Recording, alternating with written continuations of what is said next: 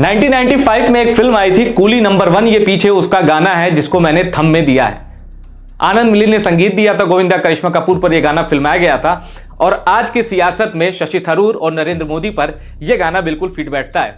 ऐसा इसलिए क्योंकि शशि थरूर से बड़ा दिल लगाने वाला कोई नहीं और नरेंद्र मोदी से बड़ा कोई दिलदार नहीं। और अब तो सियासत में एक ऐसा टर्निंग पॉइंट आ गया है कि कहा जा रहा है कि शशि थरूर बीजेपी में आ सकते हैं। एक पॉडकास्ट में शशि थरूर ने कांग्रेस पार्टी पर अपना हाल दिल बयां करते हुए कहा है कि अगर कांग्रेस को मेरी जरूरत नहीं तो मेरे पास और भी काम है। कंटेक्स्ट ये था कि शशि थरूर ने कहा कि कांग्रेस के किस इवेंट में मैं जाऊं, किस कार्यक्रम में शामिल हूं, अगर पार्टी को मेरी जरूरत नहीं है तो मुझे बताया जा सकता है, मेरे पास कई काम है।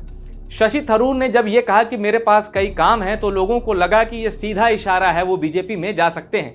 लेकिन आज हम इस पूरी मिस्ट्री को डिकोड करेंगे कि क्या शशि थरूर बीजेपी में जा सकते हैं। और उसके लिए आपको शशि थरूर और नरेंद्र मोदी के रिश्तों पे एक फ्लैशबैक मैं आपको दिखाना चाहता हूं। ये वो रिश्ता है जिसके लिए ये लाइनें जो है ना, ये लाइन जो समीर की लिखी हुई है, ये लाइन एकदम परफेक्ट है। अब आपको जल्दी से मैं शशि थरूर और नरेंद्र मोदी के बीच एक दिलचस्प रिश्ते की पूरी फ्लैशबैक, पूरी इनसाइड स्टोरी और पूरा एकदम फैक्ट के साथ बता देता हूं कि क्यों ये कहा जा रहा है कि नरेंद्र मोदी शशि थरूर के लिए बीजेपी का डोर ओपन कर सकते हैं। 2012 की बात है, तब शशि थरूर की गर्लफ्रेंड थी सुनंदा पुष्कर, आईपीएल की टीम की फ्रेंचाइजी से भी जुड़ी थी। 2012 में हिमाचल प्रदेश में एक रैली थी जिसमें नरेंद्र मोदी ने शशि थरूर पर तंज कसते हुए कहा था 50 करोड़ की गर्लफ्रेंड। यह मामला बहुत हाईलाइट हुआ था। इनफैक्ट ये भाषण, ये लाइन आज तक नरेंद्र मोदी का पीछा नहीं छोड़ती। आप टीवी डिबेट्स में जब प्रवक्ताओं को सुनते होंगे, जब भाषा के स्तर पर बहस होती है तो अक्सर ये शब्द कांग्रेस के प्रवक्ता या एंटी बीजेपी प्रवक्ता कोट करते हैं। इसके जवाब में शशि थरूर ने कहा था कि मेरी जो गर्लफ्रेंड है सुनंदा पुष्कर, वो 50 करोड़ की नहीं, बेशकीमती हैं, आप प्यार नहीं समझ सकते। यह करारा जवाब शशि थरूर ने नरेंद्र मोदी को दिया था। अब उसके बाद आते हैं साल 2015 पे। देखिए, 2012 में नरेंद्र मोदी की हैसियत गुजरात के मुख्यमंत्री की थी, लेकिन 2015 में सारा सिनेरियो बदल चुका था। नरेंद्र मोदी भारत के प्रधानमंत्री बन चुके थे और उस दौरान ऑक्सफोर्ड यूनियन यानी जो ऑक्सफोर्ड जाकर शशि थरूर ने एक डिबेट में हिस्सा लिया था। उस डिबेट का टॉपिक था कि क्या अंग्रेजों को जिन कॉलोनीज पे उन्होंने राज किया है उनको एक रिपरेशन यानी कि उनको मुआवजा देना चाहिए। इस पूरे व्याख्यान पे, इस पूरे डिबेट पे शशि थरूर ने जो भाषण दिया था वो इतना शानदार है कि उसको नरेंद्र मोदी ने ट्वीट किया था। 2014 में शशि थरूर केरल की तिरुवनंतपुरम सीट से जीतकर पहली बार सांसद बने थे। संसद में वो आ चुके थे। मोदी भी पहली बार संसद में 2014 में पहुंचे, लेकिन एक विपक्ष के नेता का भाषण मोदी ने शेयर किया था और कहा था कि शशि थरूर के उस भाषण को हर किसी को सुनना चाहिए। आज की तारीख में शशि थरूर का वो भाषण 11 मिलियन को क्रॉस कर चुका है, क्योंकि उसमें शशि थरूर ने अंग्रेजों की धरती पर जाके ऐसी धज्जियां उड़ाई थी कि अगर आप आज भी वो भाषण सुनेंगे तो शशि थरूर को हेड्स ऑफ करेंगे। शशि थरूर का उस भाषण में यूं तो शशि थरूर ने अंग्रेजों को, उनकी नीतियों को, ब्रिटिश अंपायर को तार तार किया था, लेकिन एक लाइन शशि थरूर की मुझे आज भी याद है। शशि थरूर ने कहा था कि आप कहते हैं ना कि अंग्रेज राज का सूरज कभी नहीं डूबता, इसलिए नहीं डूबता क्योंकि अंधेरे में भगवान भी आप पे विश्वास नहीं करते। अब मैं आता हूं शशि थरूर और नरेंद्र मोदी के बीच की जो केमिस्ट्री है उसके अगले पड़ाव पर। 2018 की बात है, जयपुर लिटरेचर फेस्टिवल में शशि थरूर ने किसी के हवाले से ये कहा था, कुछ कोट करते हुए कहा था, पर कहा तो शशि थरूर नहीं था, कि नरेंद्र मोदी शिवलिंग पर बैठे बिच्छू की तरह हैं, जिन्हें ना तो हाथ से हटाया जा सकता है ना चप्पल से मार के दूर किया जा सकता है।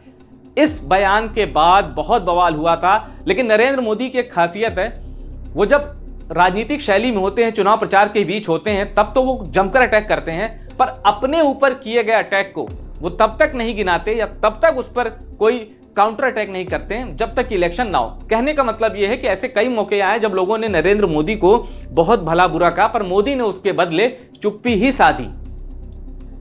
ये इनकी एक बुक आई थी, द पैराडॉक्सिकल प्राइम मिनिस्टर, ऐसे कुछ करके, ये उसकी लॉन्चिंग के इवेंट पे शशि थरूर ने ये बातें कही थी जिस पर बहुत हंगामा मचा था। फिर आती है फरवरी 2024 की तारीख। नरेंद्र मोदी चौथे ऐसे नेता बनते हैं जो डोनाल्ड ट्रंप के दूसरी बार राष्ट्रपति जाने के बाद यूएस पहुंचते हैं। शशि थरूर से गलती हो जाती, गलती यह कि वो मोदी की यात्रा की तारीफ कर देते हैं। जिसके बाद कांग्रेस के नेता उनसे ही किनारा करने लगते हैं। अब माना जा रहा है कि शशि थरूर ने पॉडकास्ट में जो कांग्रेस पार्टी से एक लाइन लगकर जो अपनी शिकायत की है ना, लाइन से हटकर अपनी शिकायत की है कि अगर कांग्रेस को मेरी जरूरत नहीं तो मुझे बता दो, मैं भाई कहीं और चला जाऊंगा या मेरे पास और भी काम है। उन्होंने ये तो नहीं कहा कि मैं कहीं और चला जाऊंगा, उन्होंने ये कहा कि मेरे पास और भी काम है। और सच ये है कि ये जो आदमी है इसके पीछे इतने काम है, इसके पास इतने काम है कि शायद आप सोच भी नहीं सकते कि इतना वर्सेटाइल कोई आदमी कैसे हो सकता है। देखिए, शशि थरूर नेता है ही, 4 बार के ये सांसद हैं, 4 बार सांसद। हालांकि 2 बार इनकी जीत का मार्जिन 15,000 था, लेकिन 2 बार इनकी जीत का मार्जिन 1 लाख था। ये हो गई इनकी पहली। दूसरी, राइटर हैं ये, जबरदस्त राइटर हैं। भारत और भारत के इतिहास पे लिखी गई इनकी किताबें बेस्ट सेलर्स में आती हैं। तीसरा, इनका पेशा डिप्लोमेट का भी रहा है।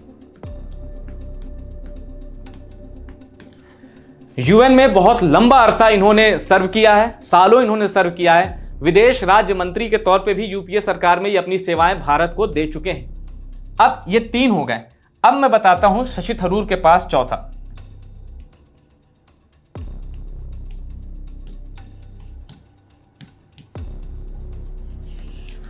यूथ आइकॉन शब्द मैं इसलिए इस्तेमाल कर रहा हूं कि जब ट्विटर भारत में नया नया आया था, अब तो एक्स हो गया है, तब शशि थरूर टेक्नोलॉजी को इंट्रोड्यूस करने वाले, ट्विटर पर छाने वाले, सबसे लार्जेस्ट फॉलोअर वाले, सबसे जिसके फॉलोअर ज्यादा थे, शशि थरूर वो नेता थे। इनका रिकॉर्ड नरेंद्र मोदी ने तोड़ा था। अब आप सोचे कि कितने फिल्म स्टार थे भारत में, सेलिब्रिटीज थी, क्रिकेटर्स थे, कारोबारी हैं, नेता हैं, लेकिन शशि थरूर पहले ऐसे शख्स थे भारत के जिनके ट्विटर पर 50,000 से ज्यादा फॉलोअर थे। हालांकि अब इनके और नरेंद्र मोदी के बीच कोई रेस नहीं, कोई कंपटीशन नहीं है, कोई फॉलोअर्स की ऐसी कोई, मोदी बहुत आगे निकल चुके हैं। और जितनी देर का ये वीडियो हो, इतनी देर में मोदी के लाखों फॉलोअर ऐड भी हो चुके हैं सोशल मीडिया पर। मेरे ख्याल से अब सोचो, एक नेता 4 बार का सांसद, वो भी केरल की तिरुवनंतपुरम सीट से। और मैं आपको एक चीज और बता दूं, शशि थरूर को पार्टी में लेने के लिए कांग्रेस तो गई, कम्युनिस्ट और बीजेपी ने भी अप्रोच किया था, लेकिन शशि थरूर ने कांग्रेस पार्टी चुनी क्योंकि वो खुद को गांधी मॉडल के करीब पाते हैं। विचारधारा में वो गांधी को, मतलब खुद को गांधी जी के करीब पाते हैं। वो गांधीवादी सोच के नेता हैं। इनकी किताबें जैसा कि मैंने बताया, एक से एक किताबें हैं, आप गूगल करके सर्च कर सकते हैं।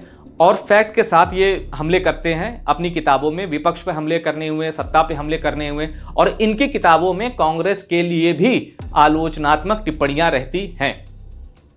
यूथ आइकॉन में इनको इसलिए कह रहा हूं। तीसरा है डिप्लोमेट का, मैंने आपको बता दिया, यूएन में लंबा करियर है, यूथ आइकॉन है।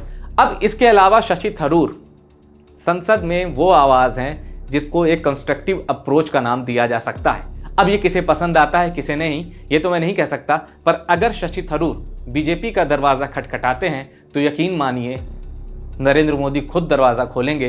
क्योंकि संसद में भी कई ऐसे मौके आए जब नरेंद्र मोदी ने शशि थरूर की तारीफ की है।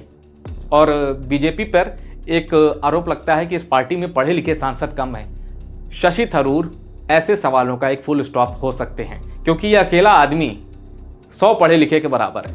हालांकि यह अतिशयोक्ति है अभी कि शशि थरूर छोड़ेंगे पार्टी, पर कांग्रेस का इतिहास आप देखिए, उन्होंने कई ऐसे नेताओं की कद्र नहीं की जिनकी करनी चाहिए, जैसे हिमंता बिस्वा शर्मा।